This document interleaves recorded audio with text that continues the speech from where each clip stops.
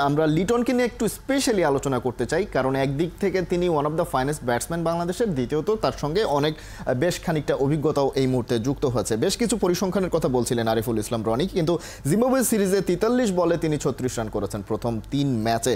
আর যেটা বলছিলেন আরিফুল ইসলাম রনি, 10টা টি-20তেই তার 50 নেই। এই সময় তিনি মাত্র 20 গড়েও রান তুলতে পারেননি। স্ট্রাইক রেটও খুব একটা সুবিধাজনক না, 101 স্ট্রাইক রেটে তিনি ব্যাটিং করেছেন। এবং আত্মবিশ্বাসের এত বেশি ঘাটতির কারণ শুধুমাত্র টি-20তে সেটাও না, গত 20 ইনিংসে অ্যাক্রস দ্য ফরম্যাট 3 ফরম্যাট মিলিয়ে তিনি কোনো 50 করতে পারেননি।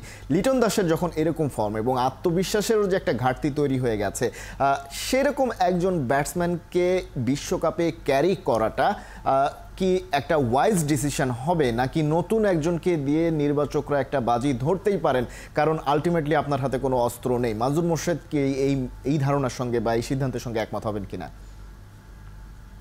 আমি বরং এইটাই একমত হব যে আপনি যাকেই পাঠান না কেন তিনি যেন মার্কেটারি ক্রিকেটটা খেলতে পারে। আমি যেটা বারবার বলি যে টি-20 মাত্র 120 বলের খেলা। আমি বরং বিসিবি সভাপতি নাজমুল হাসান পাপনের সঙ্গে সহমত দেব যে উনি সম্প্রতি সবশেষবার গণমাধ্যমে যখন এসেছেন কথা বলেছেন, তিনি কথা বলতে ভালোবাসেন। তিনি বলেছেন যে কে ফর্মে আছে কে ফর্মে না এটা দেখার তো সুযোগ না, আপনাকে টি-20 ম্যাচে প্রচুর রান করতে, কারণ 200 রান অবলীলায় হয়ে যাচ্ছে। যিনি উইকেটে যাবেন তাকেই মারতে হবে, তিনি নতুন হোক পুরনো হোক, অভিজ্ঞ হোক আর যত অনভিজ্ঞই হোক। 120 বলের খেলায় আপনি কখনো কখনো 7টা 8টা ব্যাটসম্যান নিয়েও খেলছেন, আপনি আপনার 11টা করছেন।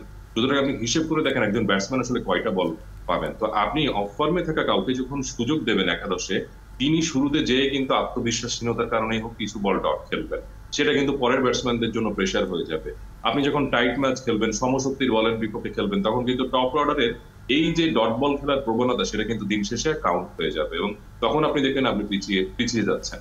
তো এই জিনিসগুলো কিন্তু বাংলাদেশকে চরম ভোগাবে এই বিশ্বকাপে।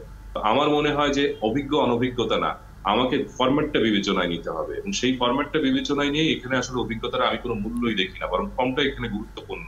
একজন ওপেনার যদি 10 বল খেলে 25 রান করে দিতে পারেন, সেই সামর্থ্যতা যদি থাকে এবং তিনি যদি অনভিজ্ঞ হন, তাতে কোনো কিচ্ছু আসে যায় না।